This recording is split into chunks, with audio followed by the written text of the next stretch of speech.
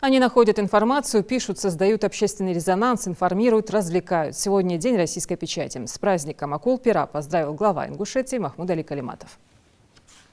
Уважаемые работники печати Республики Ингушетия, сердечно поздравляю вас с профессиональным праздником – Днем российской печати. Пресса играет важную роль в жизни общества и государства, обладает огромной силой, способной объединять людей, направлять их на созидательный путь. Сегодня с развитием современных средств коммуникации и информационной деятельности печатная пресса также остается актуальной и востребованной, выразителем общественных и личных мнений, источником полезной и актуальной информации. Ваш труд очень важен, уважаем и востребован во все времена. В печатных СМИ Ингушетии всегда работали творческие, талантливые и преданные своему делу люди, понимающие свою ответственность перед обществом. Выполняя свою миссию, вы обеспечиваете всестороннее освещение жизни нашей республики, помогаете жителям находиться в центре событий и ощущать современный ритм жизни. Благодаря вашему профессиональному мастерству, честности и принципиальности читатели получают объективную и своевременную информацию, и вы по праву заслуживаете доверия и уважения жителей Ингушетии. В день вашего профессионального праздника примите слова искренней благодарности за ваш труд,